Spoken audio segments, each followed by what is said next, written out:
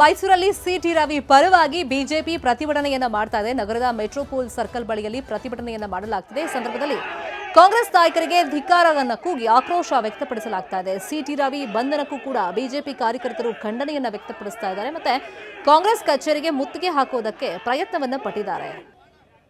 ಕಾಂಗ್ರೆಸ್ ಕಚೇರಿ ರಸ್ತೆ ತಡೆಯನ್ನ ಮಾಡಲಾಗಿದೆ. ಆ ಕಡೆ ತೆರಳಬಾರದು ಅಂತೇಳಿ ಬ್ಯಾರಿಕೇಡ್ಗಳನ್ನ ಪೊಲೀಸರು ಹಾಕಿದ್ದಾರೆ.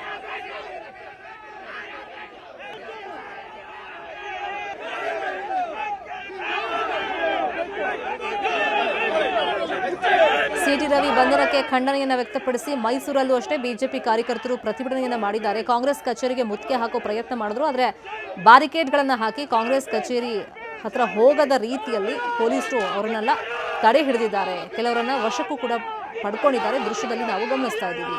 ಈ ಸಂದರ್ಭದಲ್ಲಿ ಸರ್ಕಾರದ ವಿರುದ್ಧ ಬಿಜೆಪಿ ಕಾರ್ಯಕರ್ತರು ಘೋಷಣೆಗಳನ್ನ ಕೂಗಿದ್ದಾರೆ.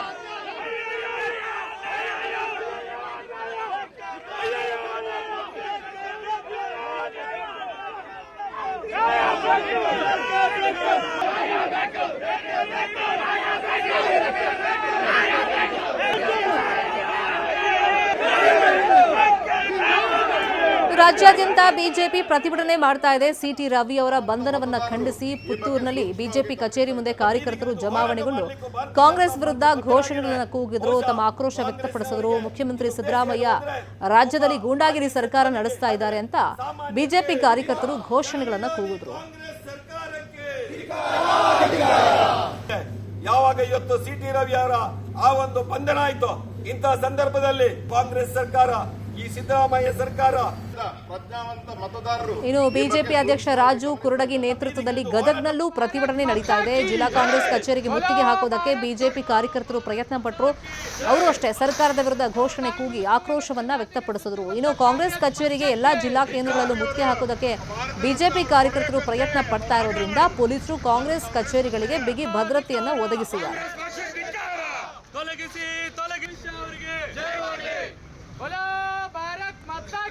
ಒಂದ್ ಕಡೆ ಮಧ್ಯಾಹ್ನ 3 ಗಂಟೆ ನಂತರ ಸಿಟಿ ರವಿ ಅವರ ಬೇಲ್ ಭವಿಷ್ಯ ಏನು ಅಂತ ಹೇಳಿ ಬೆಳಗಾವಿಯ ಜೆಎಂಎಫ್ಸಿ ಕೋರ್ಟ್ ಆದೇಶವನ್ನ ಕೊಡುತ್ತೆ. ಇದೇ ವಿಷಯವಾಗಿ ಇನ್ನಷ್ಟು ಡೀಟೇಲ್ ಆಗಿ ಇನ್ಫಾರ್ಮೇಶನ್ ಕೊಡ್ತಾ ಹೋಗೋದಕ್ಕೆ ನೇರ ಸಂಪರ್ಕದಲ್ಲಿ ಕನೆಕ್ಟ್ ಆಗಿದ್ದಾರೆ ನಮ್ಮ ರಿಪೋರ್ಟರ್ ಚಂದ್ರಕಾಂತ್ ಸುಗಂಧಿ. ಆಗ್ಲೇ ಸಿಟಿ ರವಿ ಪರ ವಕೀಲರು ಯಾವ್ಯಾವ ಪಾಯಿಂಟ್ಗಳ ಆಧಾರದ ಮೇಲೆ ಮಧ್ಯಂತರ ಜಾಮೀನ್ ಬೇಕು ಅಂತ ಕೇಳಿದ್ವಿ. ಈಗ ನಿರೀಕ್ಷೆ ಇದೆ ಬೇಲ್ ಸಿಗಬಹುದು ಅಂತ ಇದ್ರು, ನೋಡೋಣ ಅಂತ ಹೇಳಿ.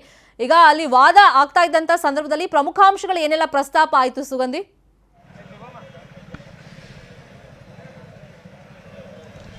ಶರ್ಮಿತಾ ಶೆಟ್ಟಿ, ಬೆಳಗ್ಗೆ 11 ಗಂಟೆಗೆ ಈ ಒಂದು ವಾದ 5ನೇ ಜೆಎಂಎಫ್ಸಿ ಕೋರ್ಟ್ನಲ್ಲಿ ಆರಂಭವಾಗಿರ್ತಕ್ಕಂಥದ್ದು. ಈ ಸಂದರ್ಭದಲ್ಲಿ ಮೊದಲು ಸಿಟಿ ರವಿ ನಿನ್ನೆ ಸಂಜೆ 6:30ಯಿಂದ ಬೆಳಗ್ಗೆ 11 ಗಂಟೆವರೆಗೆ ಏನೆಲ್ಲ ಆಯಿತು, ತಮ್ಮನ್ನ ಎಲ್ಲೆಲ್ಲಿ ಸುತ್ತಾಡಿಸಿದ್ರು ಮತ್ತು ಯಾಕೆ ಸುತ್ತಾಡಿಸಿದ್ರು ಮತ್ತು ತಮ್ಮ ಮೇಲೆ 3 ದಾಳಿಗಳನ್ನ ಆಯಿತು. ಆ ಸಂದರ್ಭದಲ್ಲಿ ಆ ಸಂಬಂಧ ಎಫ್ಐಆರ್ ಅನ್ನು ಕೂಡ ಹಿರೇಬಾಗೇವಾಡಿ ಪೊಲೀಸರು ದಾಖಲು ಮಾಡಿಲ್ಲ ಅಂತಕ್ಕಂಥ ಆರೋಪವನ್ನ ಮಾಡಿದ್ರು. ಜೊತೆಗೆ ನಮ್ಮ ಮೇಲೆ ಮಾರಣಾಂತಿಕ ಹಲ್ಲೆ ಯತ್ನ ನಡೆದಿರ್ತಕ್ಕಂಥದ್ದು. ನನ್ನನ್ನ ಸ್ಟ್ರೌನ್ ಕಸ ಅಂದ್ರೆ ಕಲ್ಲಿನ ಗಣಿಗಾರಿಕೆ ಪ್ರದೇಶಕ್ಕೂ ಕೂಡ ಪೊಲೀಸರು ಕರೆದೊಯ್ದಿದ್ದಾರೆ. ರಾಮದುರ್ಗ, ಸವದತ್ತಿ, ಧಾರವಾಡ, ಬಾಗಲಕೋಟೆ ಜಿಲ್ಲೆಗಳಲ್ಲಿ ನನ್ನ ಸುತ್ತಾಡಿಸಿದ್ದಾರೆ ಅಂತಕ್ಕಂಥ ಆರೋಪಗಳನ್ನ ಸಿಟಿ ರವಿ ಮಾಡಿರ್ತಕ್ಕಂಥದ್ದು. ಬಳಿಕ ಸಿಟಿ ರವಿ ಹೇಳಿಕೆಯನ್ನ ದಾಖಲಿಸಿದ ಬಳಿಕ ಏನು ಸಿಟಿ ರವಿ ಪರ ವಕೀಲರಾದಂಥ MB ಜಿರ್ಲಿ ಅವರು ತಮ್ಮ ವಾದ ಮಂಡನೆಯನ್ನ ಆರಂಭ ಮಾಡಿದ್ರು.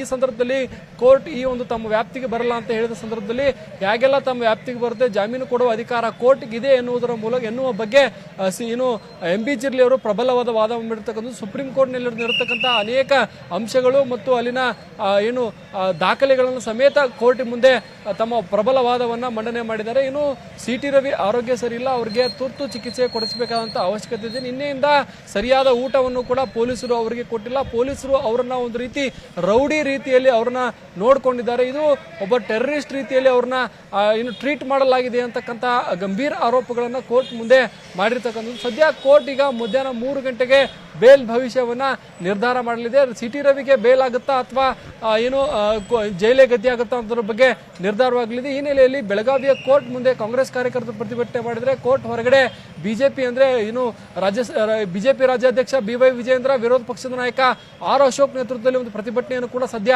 ಮಾಡಲಾಗಿರ್ತಕ್ಕಂಥದ್ದು. ಒಟ್ಟಾರೆ ಸಿಟಿ ರವಿ ಬಂಧನ ಕೇಸ್ ಈಗ ಆರೋಪ ಪ್ರತ್ಯಾರೋಪಗಳಿಗೆ ಏನು ಕಾರಣವಾಗಿದೆ. ಈಗ ಕೋರ್ಟ್ ಬೆಳಗಾವಿ 5ನೇ ಜೆಎಂಎಫ್ಸಿ ಕೋರ್ಟ್ ಬೇಲ್ ಕೊಡುತ್ತಾ ಅಥವಾ ಬೇಲ್ ಕೊಡೋ ಅಧಿಕಾರವನ್ನ ಜನಪ್ರತಿನಿಧಿಗಳ ನ್ಯಾಯಾಲಯಕ್ಕೆ ಬಿಟ್ಟು ಕೊಡುತ್ತಾ ಅಂತಕ್ಕಂಥದ್ದು ಈಗ ಸಾಕಷ್ಟು ಕುತೂಹಲ ಕಾರಣವಾಗಿದೆ. MB ಜರ್ಲಿ ಅವರು ಸುಮಾರು ಅರ್ಧ ಗಂಟೆಗೂ ಹೆಚ್ಚು ಕಾಲ ಸುಪ್ರೀಂ ಕೋರ್ಟ್ ಮತ್ತು ಹೈಕೋರ್ಟ್ ನೀಡಿರ್ತಕ್ಕಂಥ ಅನೇಕ ಬೇಲ್ ಅರ್ಜಿಗಳು ಮತ್ತು ಸಂಬಂಧಪಟ್ಟಂತಹ ದಾಖಲೆಗಳನ್ನು ಕೂಡ ಕೋರ್ಟ್ಗೆ ಸಲ್ಲಿಕೆ ಮಾಡಿರ್ತಕ್ಕಂಥದ್ದು. ಈ ಒಂದು ಪ್ರಕರಣದಲ್ಲಿ ಹಾಕಿರ್ತಕ್ಕಂಥ ಕಲಂ ಏನಿದೆ ಅದು ಕೇವಲ 3 ವರ್ಷದ ಶಿಕ್ಷೆಗೆ ಇರ್ತಕ್ಕಂಥದ್ದು. 7 ವರ್ಷದ ಒಳಗಿನ ಶಿಕ್ಷೆಗೆ ಸ್ಟೇಷನ್ ಬೇಲ್ ಕೊಡುವ ಅಧಿಕಾರ ಇರುತ್ತೆ. ಹೀಗಾಗಿ ತಾವು ಬೇಲನ್ನು ಮಂಜೂರು ಮಾಡಿ ಅಂತೇಳಿ ಕೋರ್ಟ್ಗೆ ಮನವಿಯನ್ನ ಸಲ್ಲಿಸಿದ್ದಾರೆ ಶರ್ಮಿತಾ ಶೆಟ್ಟಿ.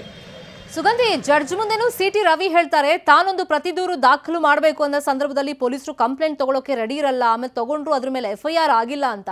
ಆ ಕೇಸ್ನ ಸ್ಟೇಟಸ್ ಏನಿದೆ ಈಗ? FIR ಮಾಡ್ಕೊಂಡಿದ್ದಾರಾ?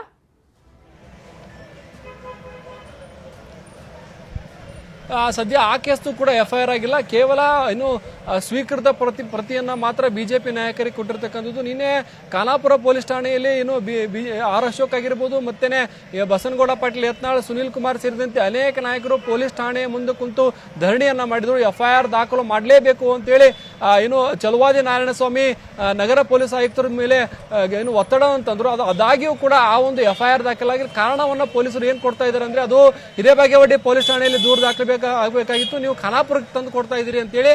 ಆದರೆ ಬಿಜೆಪಿ ನಾಯಕರು ಹೇಳ್ತಕ್ಕಂಥದ್ದು, ನಾವು ನಮ್ಮ ಸುವರ್ಣಸೌಧ ಠಾಣಾ ವ್ಯಾಪ್ತಿ ಹಿರೇಬಾಗೇವಾಡಿ ಬರುತ್ತೆ, ನೀವ್ಯಾಕೆ ಖಾನಾಪುರಕ್ಕೆ CT ರವಿಯನ್ನ ಶಿಫ್ಟ್ ಮಾಡಿದ್ರಿ ಅಂತಕ್ಕಂಥ ಆರೋಪಗಳನ್ನ ಮಾಡಿದ್ರು. ನಿನ್ನೆ ಖಾನಾಪುರ ಪೊಲೀಸ್ ಠಾಣೆ ಮುಂಭಾಗದಲ್ಲಿ ದೊಡ್ಡ ಹೈಡ್ರಾಮಾ ನಡೆದಿರ್ತಕ್ಕಂಥದ್ದು. CT ರವಿಯನ್ನ ಅಕ್ಷರಶಃ ಪೊಲೀಸರು ಹೊತ್ಕೊಂಡು ಹೋಗಿ ಸ್ಕಾರ್ಪಿಯೋ ವಾಹನವನ್ನು ಹಚ್ಚಿದ್ದಾರೆ. ಸ್ಕಾರ್ಪಿಯೋ ವಾಹನವನ್ನು ಕೂಡ ಒಡೆಯುವ ಯತ್ನವನ್ನ ಬಿಜೆಪಿ ಕಾರ್ಯಕರ್ತರು ಮಾಡಿದ್ರು. ಬಿಜೆಪಿ ಕಾರ್ಯಕರ್ತರು ಮತ್ತು ಬಿಜೆಪಿ ನಾಯಕರು ಮತ್ತು ಪೊಲೀಸರ ನಡುವೆ ವಾಗ್ವಾದ ನಡೆದಿರ್ತಕ್ಕಂಥದ್ದು.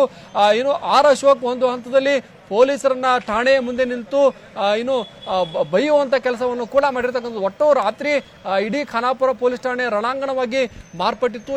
CT ರವಿ ಅವರನ್ನ ಠಾಣೆಯಿಂದ ಹೊರಗಡೆ ಕರೆದುಕೊಂಡು ಹೋಗೋಕೆ ಪೊಲೀಸರು ಇನ್ನಿಲ್ಲದ ಸಾಹಸವನ್ನು ಮಾಡಿದ್ರು. ಈ ಸಂದರ್ಭದಲ್ಲಿ CT ರವಿ ಅವರ ತಲೆಗೆ ಗಾಯವಾಗಿರ್ತಕ್ಕಂಥದ್ದು.